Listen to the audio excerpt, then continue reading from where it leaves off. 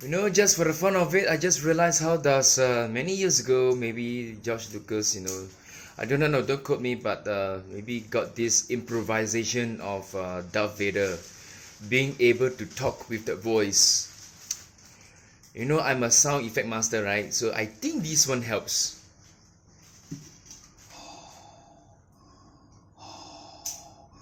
Luke, I am your father. Luke, join me on the dark side of the Force. Sounds like it, right?